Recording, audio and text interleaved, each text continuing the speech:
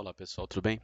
Começando mais uma videoaula aqui, a gente vai trabalhar com o sistema endócrino, mais um subtópico suprarrenal, certo? Eu vou começar a apresentar aqui a vocês e vou falar pontos bem importantes que vão ajudar vocês a arrematar muitas questões e entender como funciona a glândula adrenal e o seu desempenho no sistema endócrino, né? A glândula adrenal, ela está exatamente na parte anterior superior do elemento renal, certo? São duas, é um par em normalidade, e aqui é uma faixa que eu estou apontando com a caneta, é um corte histológico, onde a gente vai ver o córtex e a medula da adrenal ou da suprarrenal é a mesma coisa, adrenal e suprarrenal é a mesma coisa.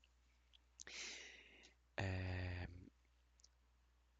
Dando um zoom aqui, no córtex a gente vai ter três zonas, a primeira, a segunda e a terceira são zonas distintas e cada uma vai produzir é, uma coisa que a gente vai ver, androgênios, mineralocorticoides, que a gente vai ver certinho onde são produzidos e principalmente, e o mais importante, que são as suas funções, tá? Então aqui, dando mais um corte aqui, mostrando as regiões, tem a cápsula, que é a parte que permeia, né, a parte de fora.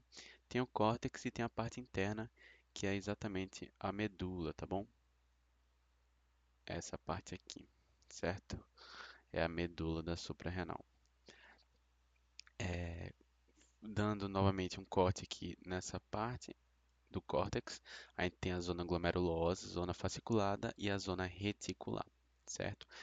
E abaixo, mais internamente, como eu falei, tem essa região aqui de medula, tá bom?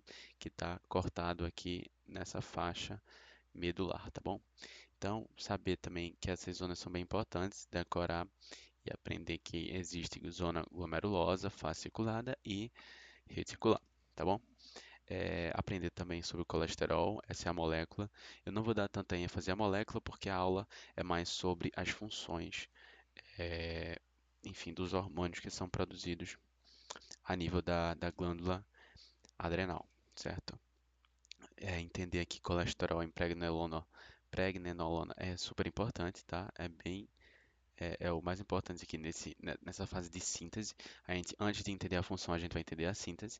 E o mais importante é entender exatamente que o colesterol todos os hormônios derivados do colesterol que vai ser muito importante nessa transformação aqui em pregnenolona, que vai dar início a toda a síntese aqui de progesterona e ó, até nos esteroides sexuais, que são a testosterona, e do cortisol também, que a gente vai ver uma síndrome específica, a síndrome de Cushing, que é o excesso, é o hipercortisolismo, certo? Cai bastante e é um glicocorticoide aqui, tá bom? Então tem o mineralocorticoide, glicocorticoide e esteroides sexuais. Essas são as três classes que são produzidas nessas três zonas aqui, certo? Três classes para três zonas. Mineralocorticoide, que é o principal aldosterona. Como é produzida a aldosterona, tá aqui. Essa é a síntese dela, que vai ter outra aula especificando essa síntese. Aqui tem os glicocorticoides e aqui tem os esteroides sexuais, que isso aqui é muito importante também de entender. Mas a gente vai em outra aula os hormônios sexuais para falar somente deles. Aqui tem o sistema, a regulação desses glicogênios, desses glicocorticoides, mineralocorticoides e androgênios. Eles são regulados por via porta hipofisária, né?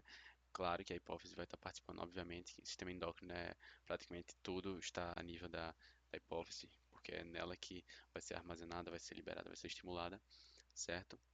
E aqui é o CRH, vai para dentro da hipófise, ACTH e vai para a glândula, que é o órgão-alvo, glândula da suprarrenal, certo?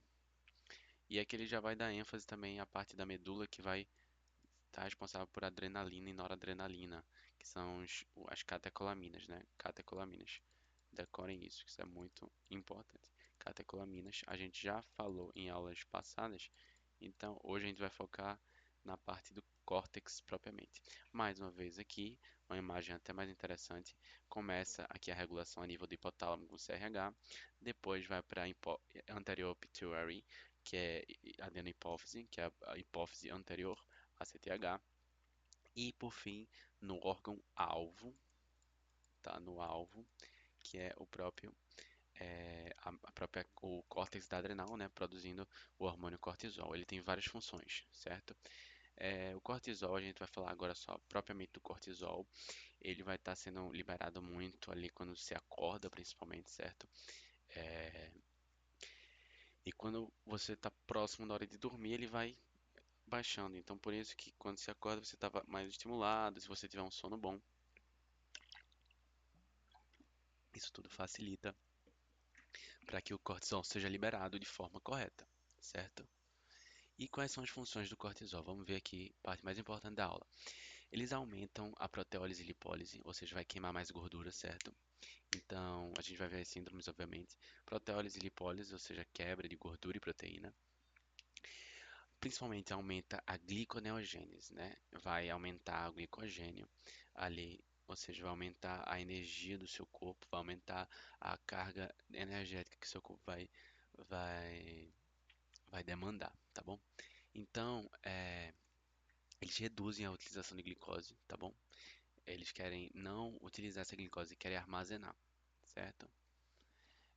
Reduzem a sensibilidade à insulina e isso pode causar uma resistência à insulina, obviamente.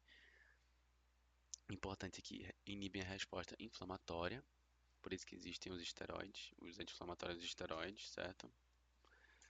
Suprimem a resposta imunológica, que vai ter aulas futuras de imunologia que a gente vai aprender isso. Isso aqui é muito importante também. Aumenta a atividade vascular das catecolaminas, tá? Noradrenalina e adrenalina. Inibem a osteoprotegerina, ou seja, inibem a formação óssea, certo? Naquele ciclo que a gente aprendeu. Aumenta a taxa de filtração, fazendo vasodilatação da arteríola aferente, certo? Então vai aumentar a taxa de filtração efetiva. E isso aqui tem ações gerais do sistema nervoso central, tá bom? Falando aqui da aldosterona, a gente já falou muito dela, tá? Ela vai aumentar os canais ENaC, que são esses novos canais aqui, a nível do túbulo distal, obviamente, aqui no lúmen, tá? Na membrana luminal. Então vai aumentar a reabsorção de sódio, obviamente, para o sangue. E logo aumenta também, quando reabsorve, aumenta a secreção de potássio e hidrogênio, certo? Mas eu não vou dar tanto enfoque, viu, que eu falei bem rápido, porque esse não é o foco da aula. E sim isso aqui, você tem que aprender isso nessa aula, tá? Androgênio vai ficar para a próxima aula e eu queria falar síndrome de Cush. É o excesso, a síndrome de Cush é exatamente o excesso de ACTH, tudo bem? Que é normalmente por tumor a nível de adenohipófise que causa o excesso de cortisol, tá? Então, o excesso de cortisol vai ser manifestado do que a gente já viu, tá? Tipo, tudo vai estar em excesso, tudo bem? Então, vai ter osteoporose, vai inibir fortemente a formação, a osteoprotogenina e a formação óssea, então vai causar osteoporose, enfim. Então, o tratamento é por já que tem um tumor, é por tratamento cirúrgico do tumor, certo?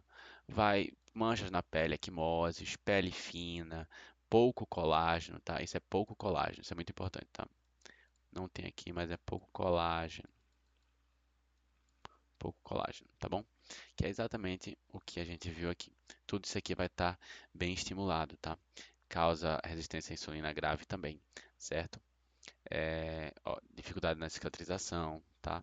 Isso a nível de excesso de cortisol, certo? E é isso, gente. Essa foi a aula mais rápida, obviamente, sobre cortisol e principalmente essa introdução também tem que entender bastante isso aqui, tá? Muito obrigado, minha gente.